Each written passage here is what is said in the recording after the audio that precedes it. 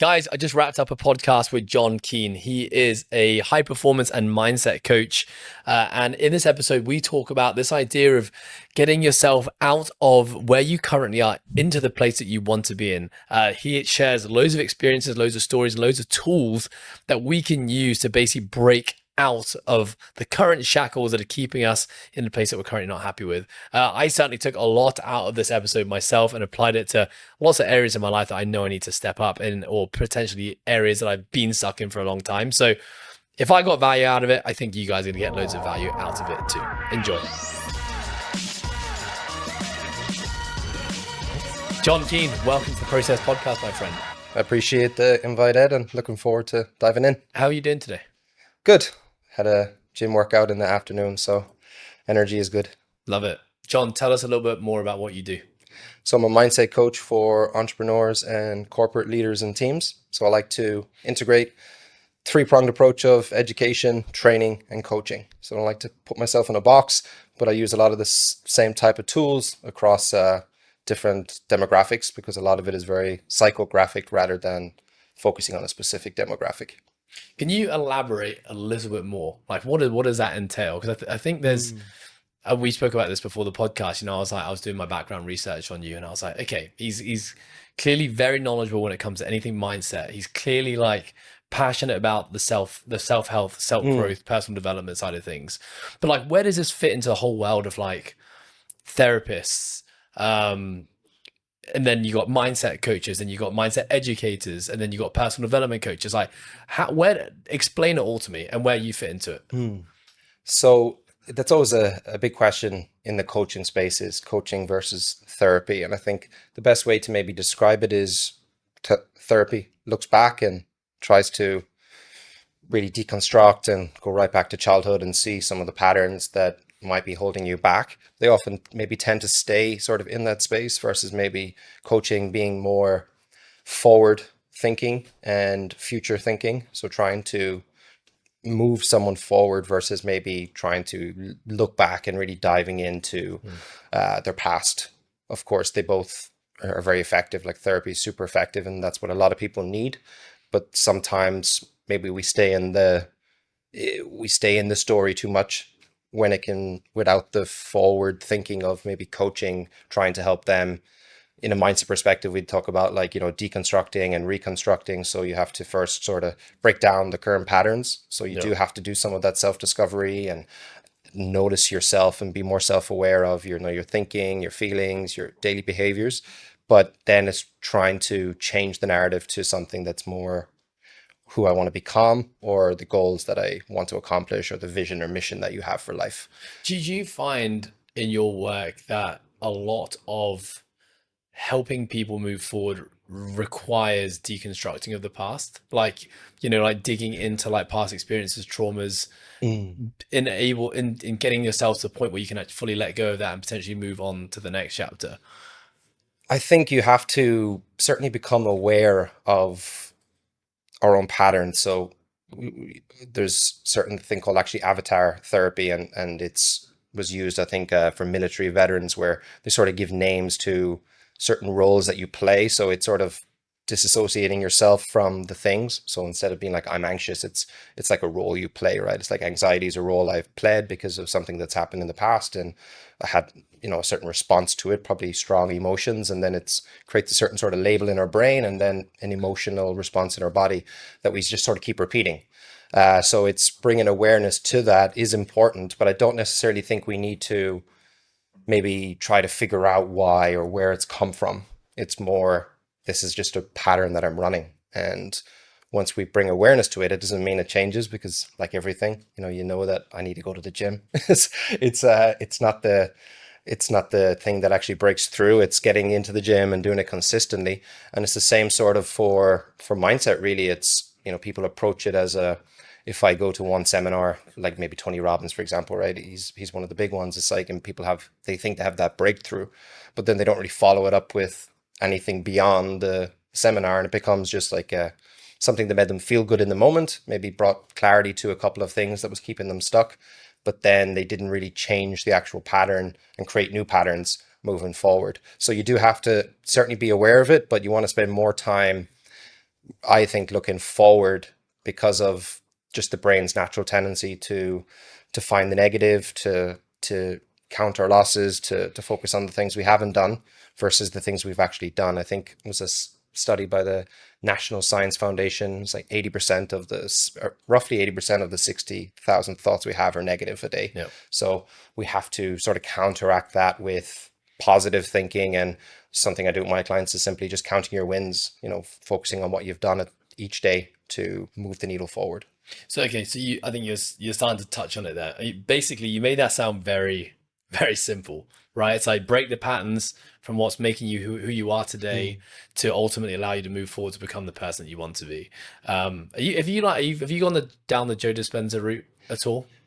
I listen to some of his stuff. I do like the idea of the sort of frequency and carrying sort of a certain energy within ourselves. And I find a lot of that is in our body. And if we can sort of move that by just being intentional about it and bringing awareness to, I like to look at it as, you visualize is sort of in your imagination, which is probably our most powerful tool when it comes to changing our mindset, like mental rehearsal in sports and stuff.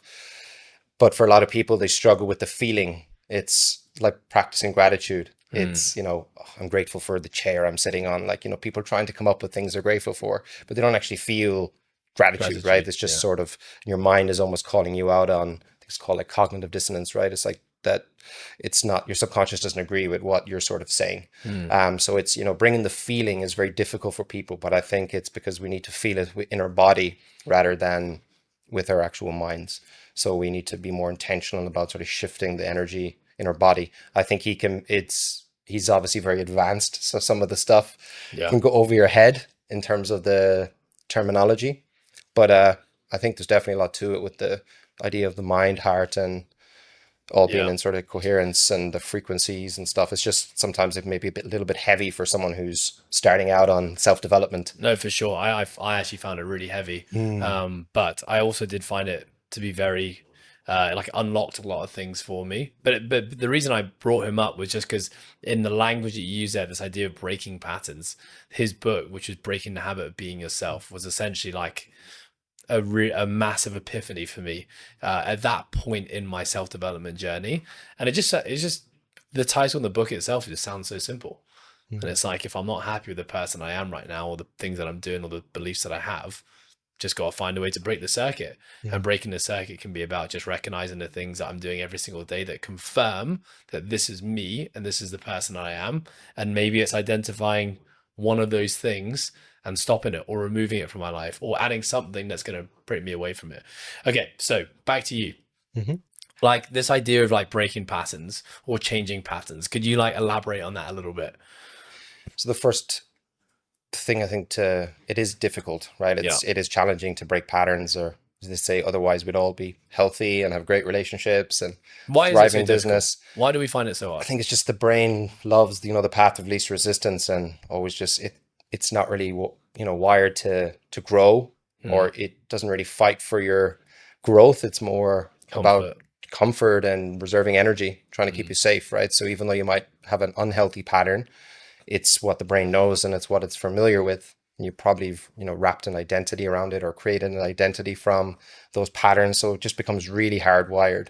It's almost like neural tags in your brain, where it's like you put things into different containers of, this is what I do when I'm in this situation, or this is how I respond in these situations.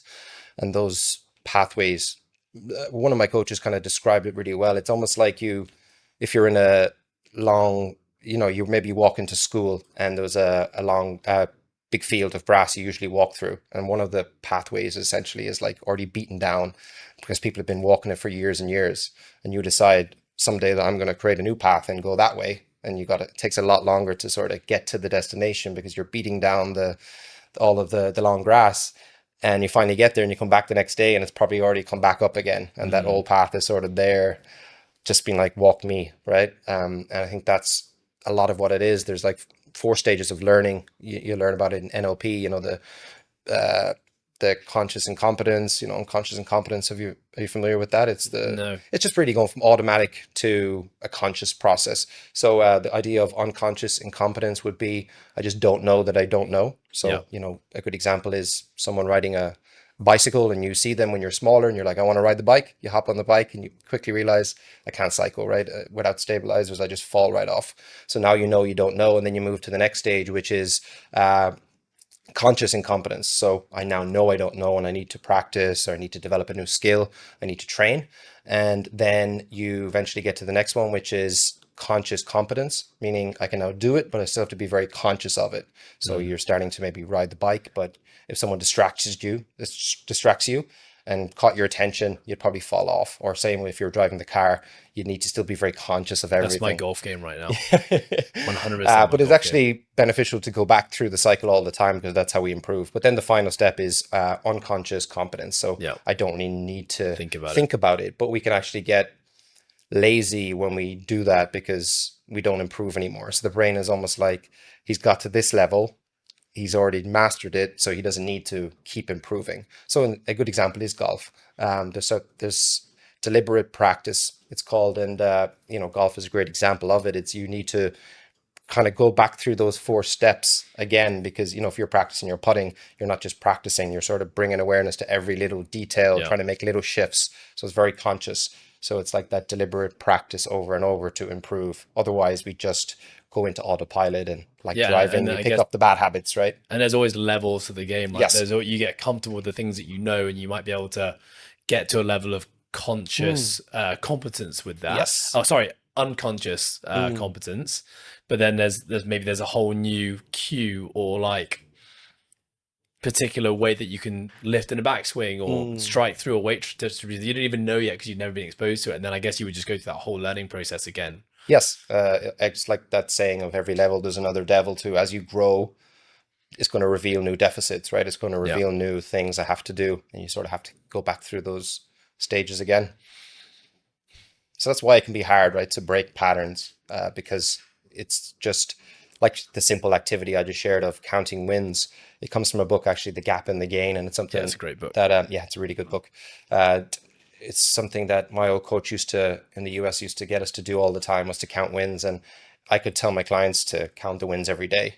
But if I don't actually message them and be like, at the beginning, especially, and be like, what's your wins for today? Here's mine. And then they'll share. They develop the habit. But if I don't prompt them, they're most likely going to forget it because it's just not something they do every day. They might remember some days, other days they won't remember. So they almost have to, it's going through that process of, did you do this today? Or, really holding them accountable to it, because it's making the small little changes. But it's challenging to do that because it's just so much things going on in our mind that it's just not something that's sort of stacked for them. So okay, when I look at those 4 stages of learning, and let's say someone is like they're at stage 1, where do most people get? Okay, I guess number one, it's like where does one often start their learning journey? I'm assuming that it's like either you're making a conscious decision that you want to figure out how to change, or something happens. It's like an intervention in life where something happens in your life and change is brought upon you. Am I on the right lines there? Yes, I think Joe Dispenza frames it that way, right? There's 2 ways that the brain sort of changes. One is trauma, and then Yeah. one is someone actually, deliberately wanting to change. Yeah. I think taking ownership is such a big part of it. It's something I did neuro-linguistic programming too, and it ties a lot into the mindset, NLP. It's a lot of what Tony Robbins uses is kind of from the NLP background. But a big part of that is, living a cause and effect, living, that you're responsible for your results versus the person who thinks everything is happening to them. And if you're sort of in that mentality of everything's happening to them, it's getting to that space of wanting to change is very difficult, because you're just The pointing victim mindset. the blame. You're just pointing the blame somewhere else. I can't do it because of this, or I can't do it because of this. And you're just giving away your power essentially to change. So I always think, taking the ownership is the first step. Then you have the awareness of the current pattern that you have and trying to be more aware of that. I think a journal is a really good way to do that, because it kind of makes you focus a little bit more versus other activities. But of course, meditation, all that stuff helps too. But I think that's, the first step is really making a commitment, I think, to change, that you really want to change. And it can be hard, I think, without hitting rock bottom. It is hard for a lot of people to get to that space where they just say sort of enough is enough. I need to change now, and I want to sort of override those patterns. And there's a lot of resistance when we do that, right? It's like trying to swim upstream. There's a lot of resistance because it's just kind of trying to pull you back. So Yeah. it's, you have to kind of get through the stages. And I think there's a good book as well called Tiny Habits, very similar to Atomic Habits, and that idea of the smallest change possible. In terms of your brain, it's the best way to make a change is to make the smallest change and then try to build on that. Most people want to go straight to the I'll Yeah. work out 5 days a week, right? Yeah. Versus never working out for years and then they get sore and it's like, oh, I'm not doing that Yeah. again. And then when they realize they can't do the 5 days a week, it's demoralizing and demotivating, and they Yes. basically fall off the tracks, right? Yeah. Versus just, I think as a story someone shared with me when I was doing a course on neurology of coaching was that sort of idea where a trainer brought someone to the gym and then they literally just worked out for 5 minutes. He was like, "That's it, we're done. We'll see you tomorrow." And Yeah. you had the person almost fighting for their change. You're like, "No, I want to do more." And he's like, "No, that's it for today." And I think a lot of people in that, because this we deal with this all the time, right? We're trying to build habits, and for a lot of people, that the expectation as well, everyone's training 3 times a week, or everyone's training 5, so that's just the starting point. And I think the idea of 5 minutes of training just feels so insignificant that it can't be worth the pursuit, right? It doesn't Yes. feel like it's worth it. I'd rather do nothing than 5 minutes. But then if you stack up 5 minutes every week, which is 15 minutes, you do that every month, that's now 1 hour. When you paint the perspective of like the bigger picture, often hits home where it's like, oh, actually, that 5 minutes 3 times a week is actually substantial. Yeah, it's And it's better more than than. where it's 5 minutes more than I'm doing currently. Yeah, exactly. Of course, you want to get to a stage where you do more, but it's a really good starting framework of just trying to make one change Yeah. versus trying to just change everything. Flipping your whole diet, and you most likely will fall back to the path you were on, but maybe making a change in one meal or something first is a good starting place to changing it, and then you start to build a bit momentum. I think that's a big part of what I found from my own journey is momentum. Yeah. You start to improve one thing, and then you get a bit more physical fitness. Was that for me when I sort of started to uh, go into the gym? It just gives you that little bit of, oh, what else can I do? What are other ways to develop? And Yeah. then you start into books, and it just opens up your perspective a bit. But I think you need that a little bit of momentum, and the gym is a great example, I think, because you don't see results straight away, but you can sort of get you get a pump, or you start to feel good, so there's good dopamine from it, and that makes you want to come back. Versus some other things, maybe there's not as much of the dopamine Yeah. coming from it, like doing the workout. It's less enjoyable in that sense, so we It's don't. just way It's less feedback, I find. A Yes, the lot. feedback. Yeah, the work. You always feel great after a workout, so it's sort of easier to want to go back to that thing. But some other things where it's business related or doing something that's a bit tedious, it's boring, and that's where I think everyone gets distracted and wants to do something else, right? How essential do you think is working on your physical self in the quest for improving, let's say, mental health or your mindset?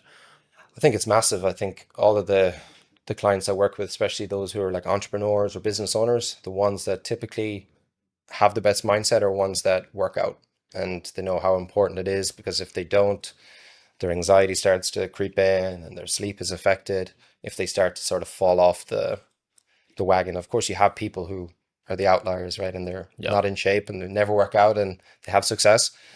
So I think maybe they find another avenue that works really well for them. I think a big part of it is managing your emotions, or emotional regulation, state regulation, whatever you want to call it, whatever helps you to do that. And I think exercise for a lot of people helps with that.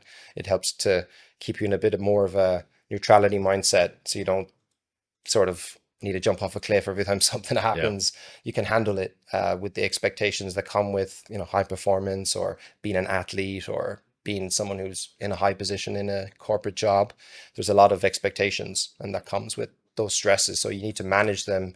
And exercise is a great way, I think, to just mentally stay sharp and manage that. Without it, I find myself, my anxiety definitely increases. Yeah, If I me too. travel and I don't work out as much, I try to do a little bit, but I don't go, religiously to the gym every day like I do when I'm here. I definitely notice sort of, getting into a pattern of overthinking and stuff, versus when my workout is sort of the anchor. It just, everything flows better from that. Yeah, I totally agree. Team, I want to quickly interrupt this episode to give a little shout out to our sponsors, Today Well Spent. This little journal has made such a massive, profound impact on my life since I started using it. When I started using it, I actually didn't know that it was backed by neuroscience, but now it totally makes sense. This has brought a ton of gratitude to my life. It keeps me on track and focused on the things I need to do day to day, and brings a lot of context as to how each day fits within the greater week and the greater month. So if you, like me, really care about trying to be a high performer and want to do everything you can to make that happen, I cannot recommend this journal enough. Use our discount code, THEPROCESS, to grab yours today. Mm. John, in hearing all this, like change, evolution, breaking patterns, like what's your story? Like, how did you come to this point in your life where this is something that you just obviously have become very knowledgeable, and you've obviously invested a ton of time and energy in, and probably resources into getting your level of understanding and knowledge to where it is? But like, take me through the John story. Like, you go back as far as you want, but Mhm. I'm very interested to hear, like, connecting the dots. How did you come to be where you're at today? So going back to school and stuff, I never ever had any idea of what I wanted to do in life, like in terms of a purpose or something that I really stood out to me as a career. So I always kept things very open. The subjects I even did in secondary school, thinking back, is like, there was no real structure to it.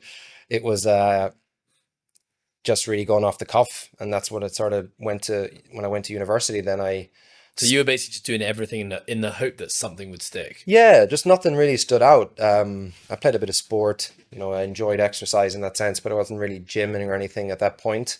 Enjoyed socializing, but I was always a kind of very anxious person, struggled with emotions and stuff, and didn't really have any outlet to manage it. But then I think that's when led me to university, and kind of going through the same path of not really knowing what I wanted to do, and eventually finishing university and still not really knowing what I wanted to do. I did a bachelor's in arts, so it was very open, and it's like, oh, what do I want to do now? Like, teaching was probably the obvious route, but I didn't really see myself as a person who wanted to be a teacher.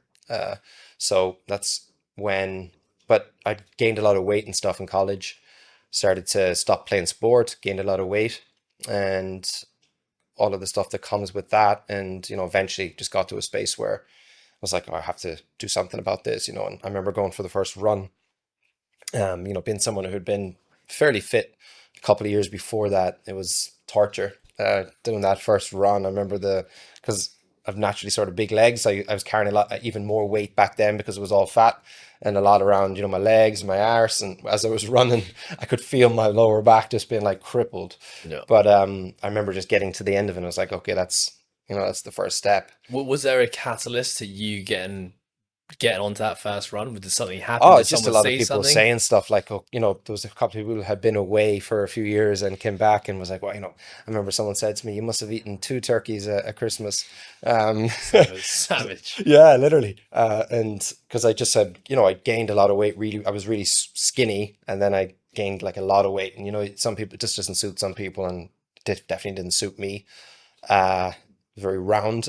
And, but I suppose it hadn't been that long where, I used to be, as I said, played a lot of soccer, and I was pretty fit. So I used to always train really hard for that and be one of the fittest on the team. So I knew I could. And I remember going to one of the trainings kind of as I was on that journey back to trying to play soccer, and I vomited like mad on the preseason, the very first training, like, because it was very intense running and, no ball work. And, but I remember, I'd say it was only maybe 12 weeks later, I was probably one of the fittest on the team again, because I just had that sort of mindset of, once I get through this, I know You I'll knew, run the right? fat off. And, um, So you'd accumulated the evidence to tell you, yeah, I the body you know probably you can still do it. remembered as Yeah. well, right? It wasn't that long. And then I just started into the gym, and that just really, as you said, you started to build up. I started to do some things like meditation, understanding self-development a bit more, but I'd never heard of coaching at that time. It probably wasn't as much of a thing. Of course, fitness, it was big. And then I came to Hong Kong. That was obviously a big move. Knew nobody, new job or new career, hadn't been teaching before. Uh, and we went to Hong Kong, and yeah, I enjoyed it. I kind of stepped in pretty quick to the role and started to enjoy the city. But then it was a couple of years later, I went into leadership within the school, and I felt that was a great step up. I really sort of enjoyed that, but it also brought a lot of how to say, it brought a lot of self-doubt too, and brought more awareness to some of my mindset patterns that maybe were holding me back, like people pleasing or being some not a natural leader. Maybe you go from being the teacher's friends to suddenly having to lead them and tell them what to do, and I found that quite challenging. But I started coaching around the same time of where I actually was watching YouTube and I saw a video of Tony Robbins, and I think it's actually a video on, I don't know if you've ever seen it, where he saves some person from suicide. It's super interesting and super powerful, where the guy is, clearly shaking, and he's quite a young guy, and he's at one of his seminars. It's on Netflix, actually. I think I it's I'm think I've Not seen Your that Guru. video. I'm Yeah, not your and guru. he's Yeah. like, and he breaks his pattern, and it's that really showed me the power of coaching. A lot of people mightn't realize it, as maybe who haven't done coaching, but he kind of says to him, "Oh, why do you want to kill yourself or something?" And then he says, "Because your shoes." And the guy's like, "What?" He's like, "Because they're fucking red, your shoes." And he just like immediately makes him laugh, and he just relaxes. He breaks this kind of pattern of anxiety that he's in. And that's one of the techniques in coaching, and be break someone's state. So get them out of the state they're in by asking them a different question, or just Mm. breaking the pattern completely. And you sort of shift them into another pattern. And that just sort of reinforces the idea of it's just a pattern we're running. People have certain things they do to be anxious, and if they or to do to be overthinking. And if you can get them to break it, it's changing your state can be quite powerful using your body, because it can sort of maybe a faster way to do it than the actual mind, whereas more long term maybe changing the mind, but using your body can actually be a powerful way to help with that. So that video just kind of spurred me. I was like, oh, that's so interesting, like coaching. And then I just started to study it. I think I did a course on Coursify, or one of those things. It was like $10 about life coaching, to see what it was about. And then I was like, yeah, I like this. And then I studied with the Paradigm 21 here, and did a lot of work on that for a few years. And then I did a lot of other stuff with, mindset coaching, sleep Mm. coaching, tons of other stuff to try, and neurology of coaching, to add more tools, I suppose, to the toolbox to help people in different ways. So I think that's important too. It's sometimes, not being in a box of, oh, I can only coach this way. I think there's tons of ways to.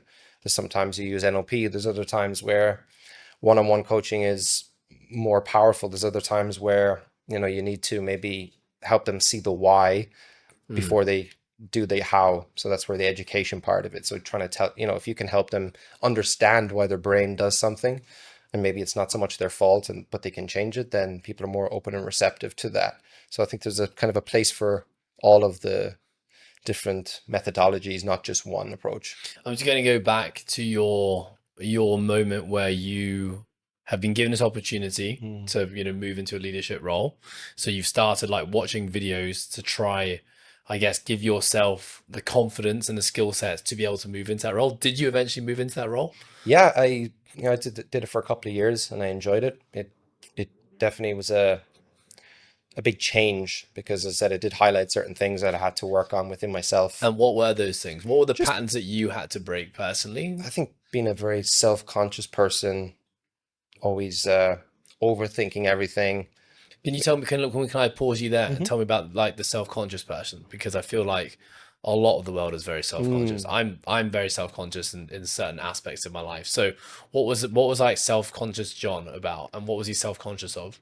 It's almost I would like to say it's like being afraid to have certain conversations, or something that might cause someone to be upset about something, or Was it a fear of like people not liking you, or yeah, that's always maybe trying to fit in, and trying to keep the status quo everywhere, not wanting to sort of shake things up and call someone out maybe on something they're not doing, trying to beat around it. So it's almost like people pleasing, right? yeah, It's how can I just keep everyone happy, versus actually being the leader and taking the actions. It certainly developed it over time, but it was a big change, because it went from, just being the set of teaching into that very quickly. yeah, And it just came with, I was now interacting with parents, I was doing tours, sales, and stuff like that. It just wasn't so natural to me. And I had to sort of develop that ability of taking it off yourself and putting the focus on someone else. And I think a lot of it is just the language we have in our mind, and yeah. trying to understand that better. And I probably didn't at that time, because I hadn't really done the mindset stuff or self-development stuff to actually understand the pattern. I was just in the patterns, really. I was kind of frozen in them versus being able to identify them and break them and replace it with something that's more serving. Because I mean, I can resonate with the people pleasing side of you because that was very much me. So I'm interested to hear, like, would you say are you still a people pleaser? I would say a recovering people pleaser, right? All right, so Getting it pops up every now and then. yeah, it definitely does. Like I still like to, I suppose I always try to do that. My life was to just try to, no matter what group I was in, I was able to sort of shift my own personality maybe a little bit to fit To in, be and but to accepted. always just keep things the way I wanted to be. I always maybe felt I couldn't deal with challenges or strong emotions and stuff, and that probably was just something I held on to. So it definitely had to do some work around it. I think again, it's using some of the mindset stuff to being aware of it is one thing, but changing it is Yeah. another. So you have Would you be open to sharing like what some of the things you did were to break that pattern? So like to break the pattern from John being the people pleaser Mhm. to being able to relinquish that side of you. Like, what did you do? Because I think sometimes in the way that people talk about it, even in the way you talk about it, it just sounds so simple. Oh, just change your thought pattern and you won't Mhm. be that guy anymore. But how? It's you need to, as I said, I think that activity of labeling it can be very useful. So it could be if you're people pleasing, it could be giving it a name like people pleasing Paul, for So example. let's use me as an example. Hmm. Let's say Ed is a people pleaser. Hmm. All right. So we're gonna call. Maybe it's not you, right? It's a role that you play. So it's almost looking at it from the method acting perspective of it's like a role that people adopt to play a movie, and it's almost like these things that we have built up, they're not really us, right? Got it. We're probably not born with all these things. It's stuff that we just developed over time, and we wrap an identity around, and it's probably, something happened, strong emotional response, and your brain was like, I don't want that again, so let's protect you from that, right? So the way to protect you is to just please everybody, because you don't want Yeah. that confrontation again. You don't want that experience. So there's something we always talk about as well. It's these parts of us, they're like parts rather than it being an actual us. They actually have a positive intention. So Mm. people pleasing has a positive intention for you. It's not trying to sabotage you. It just wants you to be safe, or wants you to be, not cause challenges for yourself. So Yeah. it's actually trying to serve you. And that's where we have to really just break that down. You can actually, there's activities we do in NLP where you can talk to those parts and get them to sort of come together with the part of you that wants to succeed and the part of you that wants to lead, because they both want the same thing. They both want you to be okay. They both want you to be successful. So it usually comes out in like a negative. So someone would say, I don't want you to be hurt. That is what the part might say to you in an NLP exercise.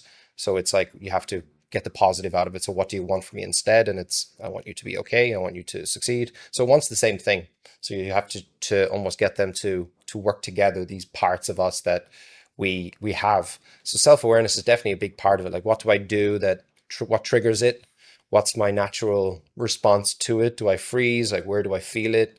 Is it in my body? For me, it would be maybe upper chest. Yeah. You start to So breathe a little bit more I'm sorry shallow. sorry to cut you off, John. I just want to go Yeah. back to this thing. So what I really like what you just said there.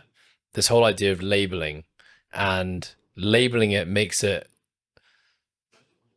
not be you. So you it's almost, yeah, like you said, it's a character. I'm just playing a character in Ed's movie right now, Mm-hmm. but that's just a character. I can get rid of that character if I wanted to, and I can Mm-hmm. replace it with another character. Because I think a lot of times, and I've been guilty of this, like, we put the labels on parts of us, but we're embodying that label as Mm-hmm. well. It's like, I am just a people pleaser. I've always been a people pleaser, and therefore I keep on doing these things because that's just me. Because I'm a people pleaser, Mm-hmm. right? But what you're saying is like, no, actually label it. Like, there's right now. How would I label it? What language would I use to explain A this to good way would, myself? a simple way is, I think, the name of like the same letter. So it could be people pleasing Pete or people Okay, pleasing Paul, so in my bitter case, Betty, we're using right? Ed. Yeah, So no, but you would give it a different name than yourself. right, So okay, it'd be, I think, well, got it. it's, yeah, you want to disassociate it from you. So it Nice. would be like Okay, people pleasing Paul, or bitter Betty is, it's something you probably heard of before, got right? I it. remember working with a client, and her husband was having, issues, and she said to me, like, I'm starting to become bitter about it all. And I was like, oh, you're a bitter Betty. And Yeah. then like straight away, she's like, no, I don't want to be a bitter Betty. Hmm. Like that's, so she was able to sort of use it as a joke to be like, I'm not bitter. It's a role I'm playing. Have Hmm. you read the book Alter Ego? No. Yeah, it's a super interesting book. It's using the same sort of concept, but from a more of a empowering perspective. So people who've used alter egos, like Kobe Bryant, right? He'd always talk about the Black Mamba. Mamba, right? Yeah. And Beyonce had one for when she was on stage, Sasha Fierce, I think is what she called herself. So like this is something that people use to create, and I think it's from a sports psychologist, if I'm not mistaken, or a sports performance coach who wrote the book Alter Ego. So you create an alter ego who has all of the things you want to embody. So it's like the person I want to Mm. become, there maybe have confidence, swagger, like Conor McGregor, Mystic Mac, sort of that Yeah. sort of, swagger he has. Like it's like a role he's playing, right? The billionaire strut. So it's you create this sort of avatar that I step into. So for people find that easier because it's overriding some of the narrative or the stories they have about themselves. They're Mm. like trying to, and there's certain things you can do to anchor it, like maybe put on the glasses, and then it makes you You feel like you're become the intelligent. guy. So it's like, well, when I put these on, I become this person. So it's a lot of people, and the book talks about different people who've used that. Kobe Bryant is probably the one that we're most familiar with because he talked about it quite a lot. Yeah. But I think a lot of these people, they have that certain thing that they do before they go in. Sometimes I think the gym is, for me, was a good example. It's almost a different person in the gym. I'd Mm. almost be, pacing around the room, very sort of confident, energetic, versus maybe outside of the gym not being those things. So certain environments can cue it for you, as well. Mm. So are you therefore saying that every aspect of us, are you disassociating that from John? So you got John as Mm, this basically this empty body of nothingness, and then there's all these actors that come in and play these different, or But the because thing, yeah, for the positive ones, you think it's someone else, but who's actually, where is it coming from? It's coming from you.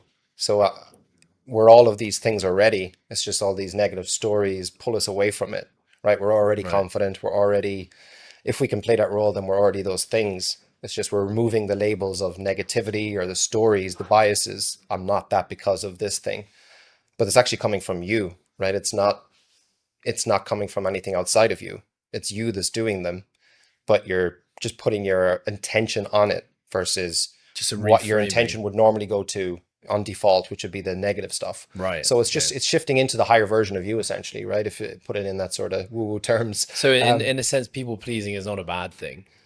it's not that it's a bad thing. There's probably times where it's good and it's not so good. I think labeling it isn't always the best thing because maybe today you do something and it serves you to actually Yeah. have that aspect where you care about other people and you're very empathetic and compassionate.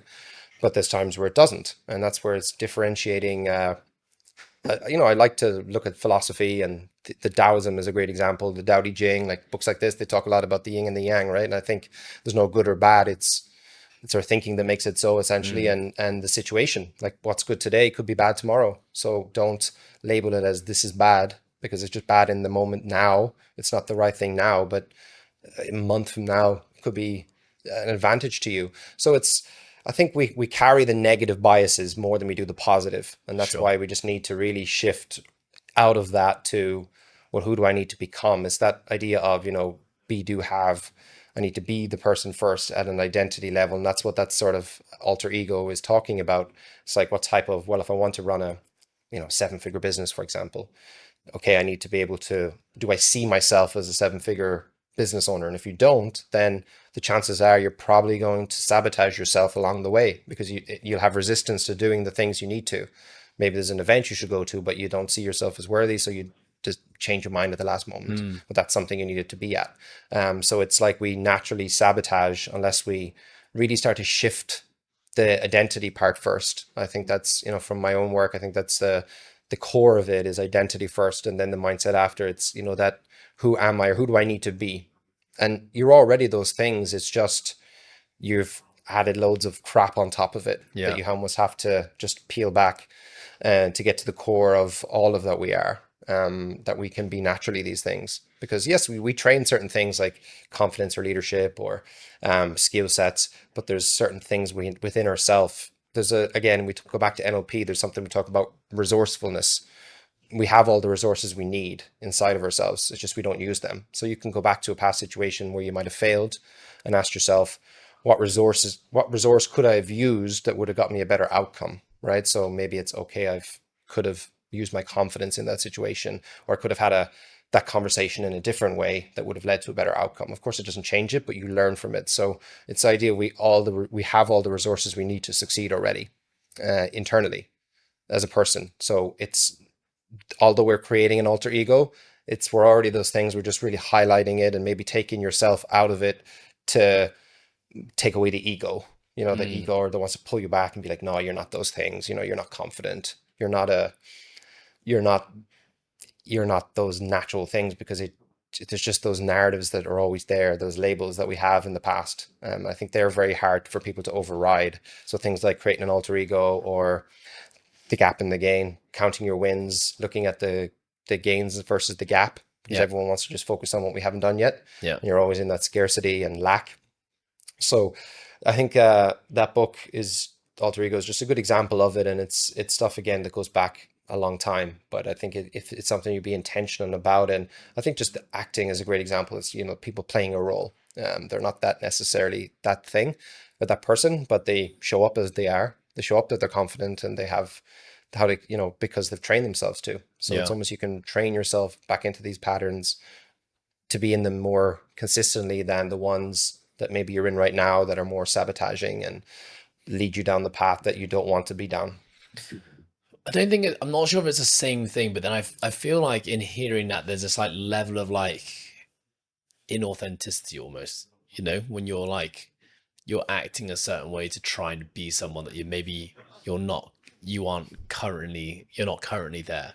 It's almost like tricking yourself into becoming this person. Do you know what I mean? Yeah, I do. I think because, again, naturally, we probably won't feel it right away that we are those things. Yeah. But if it's, does it help? Is it helpful or not helpful? Does it serve me or not serving? Right? I think when it comes to beliefs, or it comes to, like, why would we have any belief that doesn't help us? Why Mm. would we have any belief that doesn't serve us? It's not so much, is it true? It's, is it useful or is it helpful? And does it move me forward? And if so, then it's probably the best story to have. Yeah. It's just telling yourself a better story. And that's what a lot of it is. It's, yes, you need to do the repetitions. Like, okay, I'm Yeah. not a public speaker, I'm good at public speaking. You need to do the things that are going to make you better. But if you can see yourself as someone who can speak on stage, then the chances of you taking that first step will be much better. And then you build a habit, Mm. right? You build it over time. It's not going to be natural suddenly that you've got more confidence. But if you can step into a more confident person for the few moments that you're doing those first couple of presentations, then you're going to be in a better position to do it. It just goes back to the idea of, I don't think we're not being, is it like authentic if it's sabotaging, Mm. or is it just a pattern that we run, right? Is it like, is it who we are, or is it who we've maybe created from or conditions or influence or environment, where you grow up? It all has so much to Yeah. to play right into the factor of, you're not a business owner. Like, no one in your family's ever had a business. Like, go down the route of being employed, and the safety. So that can be a big challenge for a lot of people to step out of that, right? It's because they have the influence of the past creates an identity that just keeps you in a box. But if you have more of an adaptive identity, it can be almost any. I don't know if you're familiar with Alan Watts.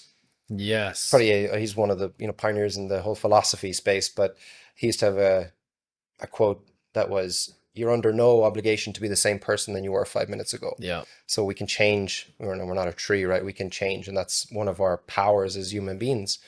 A cow just doesn't know it's a cow. It's just, that's all it knows.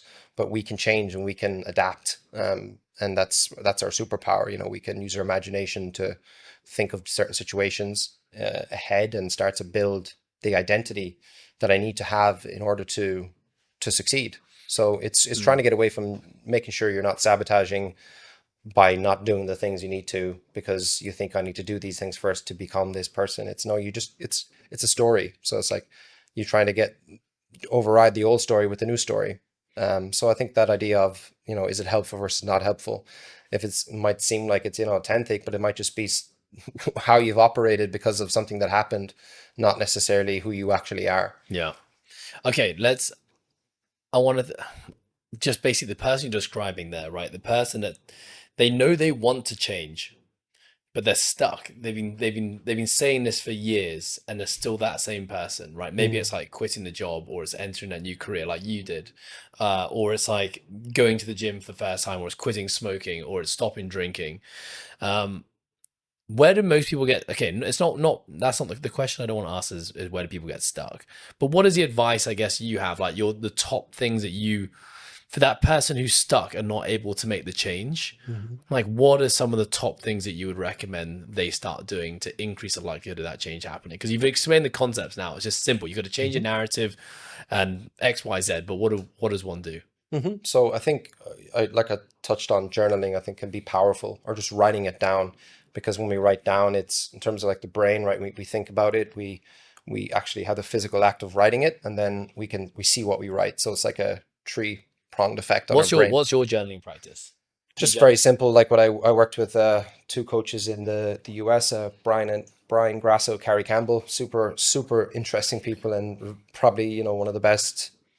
They completely shifted my mindset around mindset and in terms of how I see it, and being able to break it down. And it really is that process of, you have to learn about yourself first, your current mindset. So like, what are the things you think about on a daily basis? What do you do? And what's your feelings you feel most So consistently? you're a You freehand can, guy. yeah, just writing it down. There's no fancy journal. Yeah. I think that's, again, we have a, Are you morning? Are you nighttime? I think if you can do it throughout the day, it's better. But I think for certain things in the morning, if trying to make yourself intentional about what you need to do, and then the end of the day, more closing those loops Mm, with the wins and reflections, and maybe talking about what you need to do tomorrow. So it's just, the hard part is building up the consistency of journaling. It's yeah. not I need the right journal, right? Everyone Yeah. thinks they need the new journal. They never use it, right? Because it's not the journal, it's the act of getting the pen out, writing it down, and doing it consistently until it's a habit. And then I need to do this before I go to bed. Yeah. So I think your journal is a really useful way, and it's just really trying to bring more awareness to you. What am I thinking? What are like the patterns? So say, for example, you people please. Like, what do I think about around that time? Like, what's the sort of language in my mind, or what's the pictures I'm creating? So we're always using words or creating pictures to describe that situation. And so we can, once we sort of more aware of that, well, we can change it by Mm, telling a better story. Like I said, simple things like I've got this, or um, looking back at past situations where you did lead. That's obviously a great. If you can build up mm. proof, then even better. And that's what your wins are, right? That's the difference between a win and a gratitude journal. Sometimes you're writing about, or affirmations.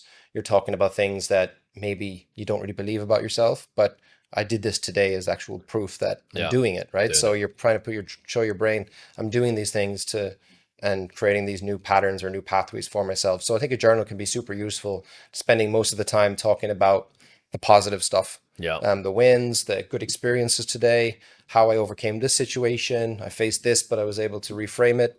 I was aware of this. So like, even the awareness is a win, because in the past you probably weren't aware that I fell into that pattern. So at least now you're aware. It's a win. It's like one step closer to making a change. You know what I realize in listening to you say this, because I have a morning and nighttime journaling practice, but in the last 2 years I've been journaling in French because I've started learning French because my wife's French. But obviously my French vocabulary is very limited. So I've realized that my just thinking just now that my reflective process in my journal has become a lot more simplified, and I'm not going into weeds of my thoughts as much now because I just don't have those words in French.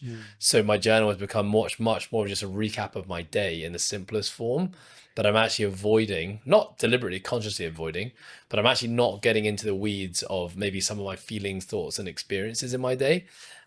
So anyhow, I'm just putting this out loud because tonight I'm going to continue to write in French, but I'm going to make sure there's a segment in that journal entry that I write in English, and I'm going to go deep back into my thoughts. I did find it very helpful. Sorry, Mhm. tangent, No, just no, sharing. You that's sparked something in my mind there. Yeah. no, that's a great it's a great example. And I know we talked about the gap and the gain. There's a book by one of the co-authors, Benjamin Hardy, was co-authored with Dan Sullivan for The Gap and the Gain. But Benjamin Hardy is like, I think, a clinical psychologist, something along that lines. But he wrote a book called Be Your Future Self Now. And that's pretty much what we talked about the identity stuff of, and he uses Mr. Beast as the example. Hmm. Mr. Beast used to actually create YouTube guy. videos talking about he'd already accomplished it. So if you're, when you're watching this in the future, I should already have this X amount of videos or X amount of followers. So he was like stepped into an identity of his future and was telling that story over and Yeah. over on his YouTube channel. Yeah. Like manifesting Speaking in a from the way. future. Yeah. So that's what that book, Be Your Future Self Now, is about it, but it's more about the science behind it and the brain, and why it actually is helpful to do that, right, versus staying in your current pattern. So you can use a journal to journal from your future self, write it from the perspective of you've already done it and Yeah. how great it is and the experience. And it's just, you can shift your sort of energy and state around doing that. So I find that to be quite useful too. Journaling from a future perspective, it can Yeah. get you out of the sort of scarcity you're in. So it's just the idea of, we can think anything really, but we can also imagine. And that's a big part of it, is the imagination, like your visualization of an experience, what you doing the thing, crossing that line, whatever it would be. And how it But feels as yeah, well. but the feeling is the hard part for people, Yeah. is feeling it, right? It's the emotion. If you've never experienced it before, it's very Yes, hard to. emotional priming is something that is very useful. It's also a technique I learned from my coach, was, you can tie it to something. So you might have a video that you watch or a certain song that creates an emotion. So I like, for example, a lot of those sort of motivational instrumentals like Experience or Snowfall. There's a couple of instrumentals you hear in movies. Inception, or not Inception, what's the name of I can't think of the name of the movie. It's got a really good I'm just soundtrack. picturing a Gladiator soundtrack right Yeah, now. yeah, something like that, right? But if you find one that evokes an emotion in you, and then if you listen to that, and then like imagine at the same time, you feel the sort of goosebumps. You start to feel, and it becomes much. What happens for me now is, if I just imagine without it, I'll feel those feelings. But if I hear that song, I'll also start to feel those feelings, because Yeah. I've anchored it. It's like I've played that memory in my mind over and over and over. If just to use an example of before we had a kid, we're trying to have a kid, and I used to imagine that in the hospital. Like I did it for about 6 months, every day, imagining that situation over and over and over and over again, and your mind almost starts to think it's happened already, right? So, doing that with other aspects of life, and mental rehearsal has been something, they've shown in sports, right? That basketball study, I think it was, Yeah. where they got people, right? There was 3 different groups. Yeah. One imaginary Yeah, shot. and I think it was like Shots, one actually shot, 70%, yeah. something like that, as consistent as the ones who were actually physically. And So I think they did another one on piano players yeah, as well. so you're actually doing your brain goes through the full action except the physical part of it. That's so every other part, like apart from you throwing the ball, it does inside of your mind. So there's so much power in that, because we're always imagining something. Most people are just imagining the worst Yeah. in the world, right? What if this happens? What if I lose my job? What if you get a promotion? You could be Yeah. imagining that. Which one is going to make you feel better? Which one's going to probably have a better story in your mindset? So I think that, like, imagination, visualization or imagination, but trying to anchor it in with something that just makes you sort of feel emotional, and then anchoring it together, it can be super useful for even practicing something like gratitude, Yeah. versus just Love trying to feel it. I think because you feel it in your body and it's a sensation, versus thinking it in your mind. Love it. Journaling. I guess you're kind of touching on like visualization and manifesting there. What else? Like we trying to get someone to break the habit and become this new future self. Talking to yourself over and over. I think, we talk to ourselves all the time, and trying to intentionally speak better about yourself. I try to do it at certain times more consciously, things like shower or in the gym. I like to listen to stuff in the gym or something you can do, which is actually quite powerful, is, they talk about like self-image being your self-identity, what we just kind of talked about, right? So you can create like a script for your future self, going to say, okay, I'm doing these things, or I'm confident, I'm all these things. And what I've done then myself is I would play the music while I'm recording myself saying it, and then just listening to it. So you're kind of reinforcing it in your mind. Your brain gets more exposed, and your mind gets more exposed to better language. But if you can intentionally just check in and try to insert more positive thinking patterns there, or catch yourself in the negative story. Like anytime you start to tell a story, it's usually bad. Yeah. I didn't get to the gym today because, it's like, don't forget about the because. That's not the reason you didn't get to the gym, right? It's, you're trying to just protect yourself, and we're great at rationalizing why we didn't do You it. want to find a reason. Yeah, Right? I'm not going to that event because that's fine. We don't need to go. And you will find reasons why, right? Yeah. Because your brain wants you to be right, versus no, stopping that story and telling yourself a better story. Like that's, after a while you become aware of the patterns, then you have to kind of stop ruminating in them, and giving them you start to give your limits time and energy. And why would you? It's I heard guy Andy Elliott talk about recently. He was like, why would you have any belief that doesn't serve you? Like, that's just crazy. And it is true, right? It's like, why would I tell myself something that it's not helpful? But we just do that all the time. It's just how Yeah. we're kind of And as you, hardwired. yeah, exactly as you said, like we are just hardwired to focus on the negative and the scary and the dangerous. Um, okay. How important is environment? Like the people you surround yourself with? Yeah, it's really big. I think not even the people, I think rooms can also be super powerful. Mm, I'm sure when you're in here, you're slightly different than when you're in the yeah. gym. Different rooms can trigger or anchor certain states as well. I was just saying to Al before this podcast, because you'll notice his stack of bags in the corner there. A week ago, those weren't there. And as I walked into this room before we were about to shoot this podcast, I just saw this big stack of bags in the corner. And I said to Al, I was like, Al, we got to get rid of that. We got to get rid of that now. There was just something about it, just completely changed the feeling of me stepping into this room when there's bags in the corner versus no bags in the corner. So sorry, No, tangent, no, continue. no, no. It's true, but you can sort of use the idea of like a clothing is a great example. One of my old coaches used to say that he was like he's because he worked at home. He was a coach. He's like when I'm wearing my black t-shirt, I'm coaching. When it's off, my kids know I'm dad. It's like don't disturb me when I'm wearing this. When I'm not wearing this, so like you can use physical things to actually create a certain state within yourself. That's a lot of what Tony Robbins does, right? It's all about the state, training your state to be in a certain state. Whenever you want, you can switch it on. Salespeople is a great example, right? They can switch on that Car mode salesman. right Yeah. away. It's almost like a mode. It's a mindset mode, I like to call it. But you can do it with certain rooms. Maybe don't journal in the same place that you do your work Yeah. because it's there. It becomes a to do thing versus this is actually something I enjoy, and maybe you.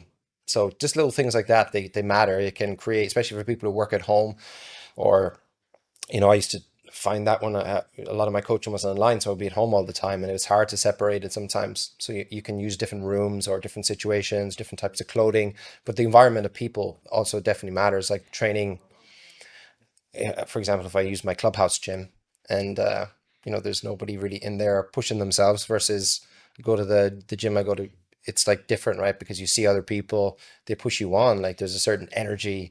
I remember when my wife doesn't exercise, she's not big into exercise, but she came to one of the gyms I was using one day, Go 24. And, she'd been to the clubhouse gym with me a few times, but, everyone was kind of just going through the motions on Yeah. their phone. Like it's not really that intense.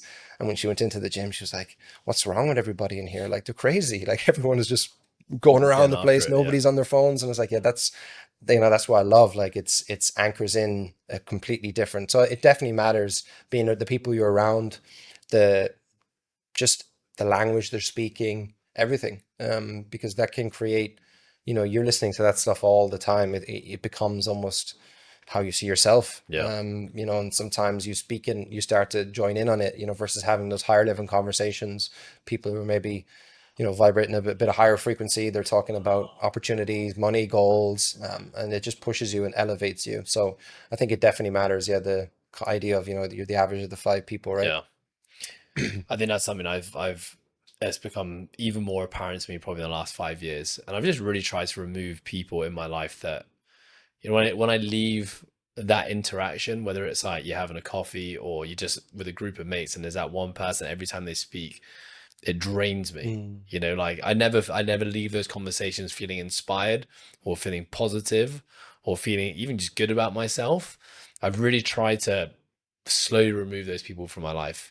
And the uncomfortable part of that is that actually some of those people are the people you've known the longest, and they're old friends. And that you've always made. It's not you, this personally for me, I make the excuse that they're an old friend, so therefore they need to stay in my circle. But when I really ask myself, what is this person contributing to my life? And not to say that it always needs to be positive, right? That's definitely not what I'm saying. Yeah, I've just realized that it's like, well, I've got finite space in my life, and I want to make sure, if possible, I mean, not if possible, I can. Like, I am the creator of my own life, and therefore, if I can fill my life with just people who lift me up and make me feel inspired and maybe want to get after it in whatever way that I'm trying to get after it in, then that's the conscious choice I'm going to make. Mm. Do you Yeah, I think think, that? yeah, definitely. I think it's that, when I think your family are always your family, right? So regardless, you always embrace. But I think, friends, circles, I think for sure, I think you can always be, as you as we grow as well, you sort of lose contact with certain people, and there's your core friends you kind of stay in touch with. But it definitely matters, in the sense of what they do and what the conversations that they're having. Like, if you're around them all the time, especially, Yeah. if it's a person, we've all been in the office where it's kind of, it's everyone is complaining, and it's like it's miserable, right? Yeah. And it brings you down to that level, versus being in a more of an upbeat place where people, like the gym, for example, being a good example. People are just getting after it. The library in college for me as well, probably the only place I did study was when I went into Yeah. the library, because everyone is sort of in the mode there, right? There's nobody really, messing. Versus you try to do it at home with your roommates, it's impossible. Yeah. So many distractions. So it definitely matters, and just being a bit more conscious of, where you want to go, and who's doing those things, and you start to have those higher level conversations, and it's like, wow, people who think a little bit different open up your perspective. So I think, yeah, auditing your time and energy of, people is, I think you almost, as you grow, I think most people who grow, they do have to be a bit more selfish with their time, because you can't go to everything or do all Yeah. of the things you used to do. So you have to just be a bit more conscious of Selective. that. Yeah. Yeah, because there's something else you want to do. And yeah, that's not always going to, do you ever listen to Chris Williamson, The Modern Wisdom, right? I Yeah. really like him. He's got a way of saying things, I think, that are so interesting. He uses great stories. But yeah, he talks about a lot, right? That kind of people, when you start to make changes, sometimes they can rebel against it a Yeah. little bit. And For what are sure. you doing that for, right? It's maybe they see the bit of it, as you said before, that that's not who you are. I think a lot of that stems from the fact that a lot of the people who make those comments are people who want to be taking themselves to a different place, and it's Yes. very uncomfortable when you see someone. Mhm. Again, it's what you talked about at the start of this podcast. It's that idea of comfort, right? And they know they're losing the person that has been so comfortable with them, knowing that they're maybe on a similar level, is now venturing into uncharted waters and essentially getting after the thing that they are struggling to do themselves. And that is a very uncomfortable thing to see. And I've been on both sides of that. I've been the guy who's seen close friends like go and get after their dreams, and I have been the one making those comments and trying to almost hold them back, because it makes me feel uncomfortable, the fact that they're getting after it and I'm not. And I've also been the person who's gone after it and made the changes, and I've been on the receiving end of a lot of that stuff as well. So I can definitely relate and resonate with both of them. I think Alex Ramosi says people want you to win, but just not win as much as they do, or Yeah. get better than them, right? And Yeah. he used the story of the gym when he used to, he was sleeping in his gym, trying to get it launched, and everyone was rooting for him, and then The moment someday he comes in with a nice car, and people are like, oh, the big guy's here, like, Yeah. sort of, now that he had the success, they changed how they saw him, Yeah. and that's it's I think it's in, we all have it. And, you compare, you might online, you see someone killing it, right? And Yeah. you see it on, I think, great. I don't know if you saw Ashton Hall, his crazy Instagram No. videos, the guy doing the running and drinking the water bottles. Oh, You've probably yeah, seen yeah, it, right? yeah. But if The- you've seen the the amount of morning people routine trying to guy. hate on it, right? But Yeah. again, it's brilliance. It's marketing brilliance, right? Yeah, Like, yeah. everyone was trying to laugh at it. The guy Yeah. is out in Dubai now, bloody living in Crushing it. penthouses. You know what I Yeah. mean? Like, it's it comes from there's an insecurity there. There's a hate. Yeah. No, look at laughing at him. It's who's, of course he probably doesn't do some of those things, but he's marketing genius. He went Yeah, viral on social media, and that's what annoys people, because maybe they've been working for years and years, and then they see a guy goes viral for drinking a bottle of water, right? And Yeah. and doing a morning routine. But it's, you have to champion that and be like, wow, like, it's a masterclass on marketing. It's Yeah. what can I take from that and actually use in my life, Yeah, be versus inspired sort it. of being, having that grudge, or that envy. It's, it's within I ourselves, honestly right? just can't get over how jacked that guy is, Oh, man, how he runs. and how rapid he is.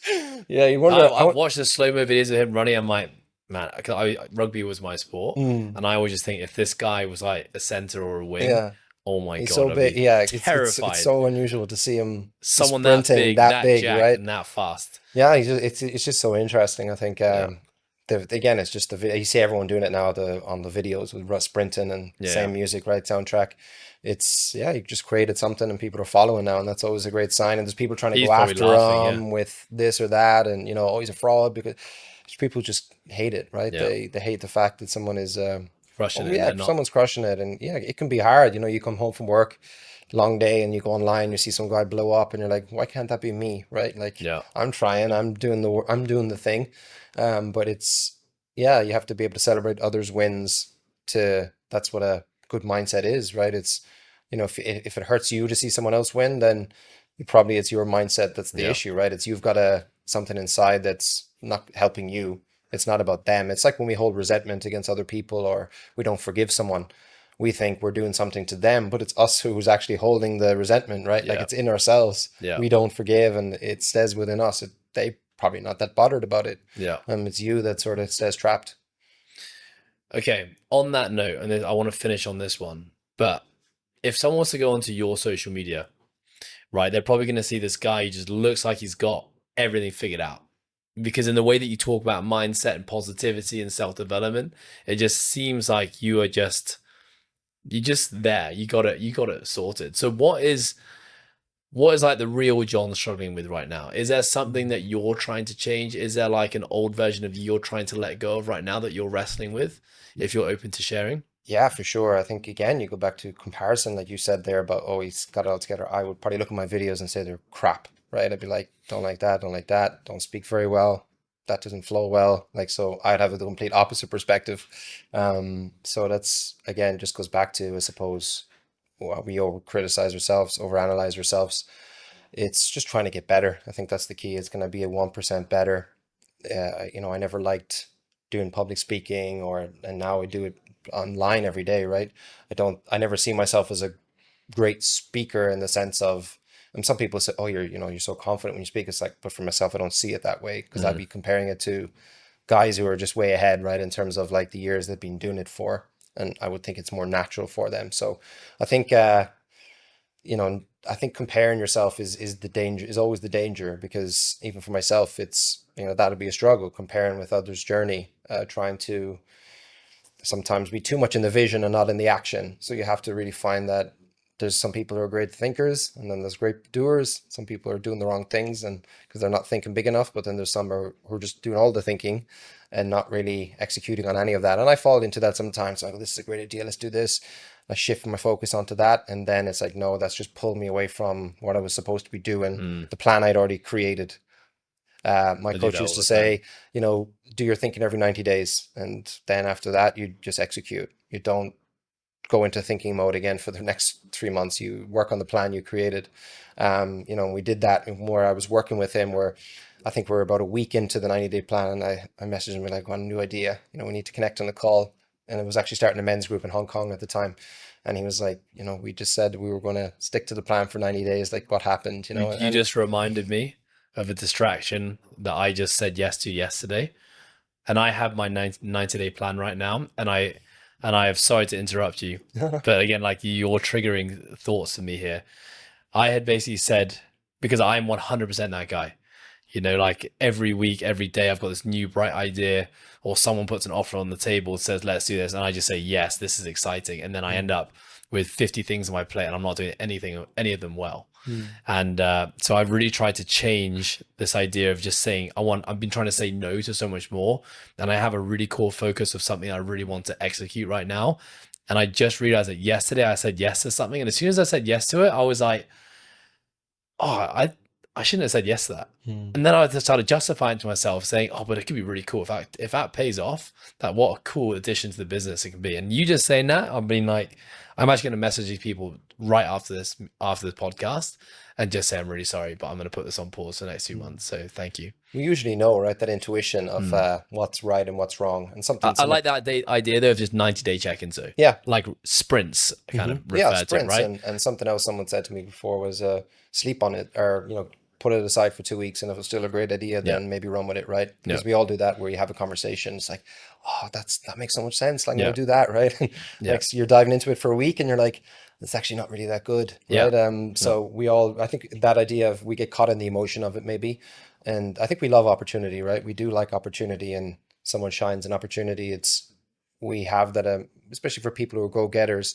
I can do anything, right? I can make it work. Like, time isn't I can manage it. yeah, But it definitely takes away, it's I'm building an online community now, and originally it was going to be in Hong Kong, and now it's actually all of Asia and the Middle East, and it's like it's a lot of extra work to take on the work I already do. So it's, sometimes Yeah. you have to balance it in terms of the bigger picture. You need to have Yeah. big picture and small picture thinking, I think. Yeah. And make sure it's helping both, because sometimes it can sabotage the stuff we need to do that actually moves it forward. And I think it goes back to sometimes success is just boring, and you Yeah. have to get used to that and not always need a shiny thing to sort of spice it up. Yeah. I'd love for success to get boring. John, we have a tradition on this podcast, and the closing question we ask is for you to describe your perfect day. How I'd like it to be, or how it And if you you can construct the perfect day, what would it look like? it's something I try to think on, and as I said before, imagine. That doesn't surprise me. Yeah. It doesn't surprise me that you visualize this day. Yeah. So waking up, decent time, maybe around 6 o'clock, but I'm not an early person, so I don't know why I think on that. But waking up, doing a cold plunge, running, then coming back doing a bit of journaling, and then getting into my work. That's how I really like it to be. And it's nothing like that, because I'm not a morning person, but I think helping to picture it in a future, life, or whatever you want to call it, a couple of years from now, with certain situations change, that this is how I'd like it to be, and anchoring it in that, and having the day that I like to work out in the afternoon, typically. Usually I feel best working out in the afternoon. So it would be probably doing coaching trainings for 3 to 4 hours in the morning after my sort of morning routine, and then working out, then maybe ideally closing out with a bit more work, and then spending more time with the family, ideally. But it doesn't fall like that right now. I work a lot because I work a lot of people in the US, so I do a lot of evening stuff, I do a lot of morning stuff. So my schedule is it's not where I want it to be, right? But it's sometimes you have to take in the circumstance of the situation, right? Like time zones, you can't change. Your business is going to get affected if I just cut off evening time. So you have to sort of manage. I think you have your life now, and your life where you want it to be, and then you're sort of slowly trying to just move the pieces to that, and not trying to just say, okay, I'm going to stop it all now. Yeah. Because it might be it's not in the moment. Yeah, it's like you have. So I think it's working on the life now the way it is, but it's the way you want it to be. Love it. I have no doubt, knowing you and having met you today, that you're going to get your life to be that perfect day in the not so distant future. And hopefully when it does, I think I'll probably feel like I've been here before, but without being there. John, where can people find out more about you, and how can they work with you? AscensionU.com is probably the best place to start. I do have this community that's more, for entrepreneurs, professionals. That will be AscensionUnexus.com. So sorry, AscensionU.co or AscensionUnexus.com. Couldn't get the .com on the Ascension U. Someone had that taken, unfortunately. So that would, there, or Instagram, John Keane, I think, or something like that on Instagram. Coach John Keane would be the best way to get in touch. Awesome. John, well, it's been an absolute pleasure. Thank you so much for, I think, creating all the great content that you do. You've got an amazing online community and a course as well. And thank you for coming on the podcast and sharing all the wisdom and also your story. And I look forward to seeing how your life unfolds, and you going and crushing all your dreams. I really appreciate you having me on, Ed. Legend. Before we say goodbye, here's one crazy statistic for you. Did you know that almost 40% of people who listen to the show don't actually subscribe to it? Now, I didn't think that was a big deal until I actually learned about the power of hitting subscribe. For you, the listener, you get to stay up to date when we drop episodes on a weekly basis. But for us as a podcast, it really helps our visibility and helps us attract great brands and great listeners to help grow this podcast. So if you enjoyed this episode, or you're a big fan of the show, please do us a massive favor and hit subscribe. Thank you so much.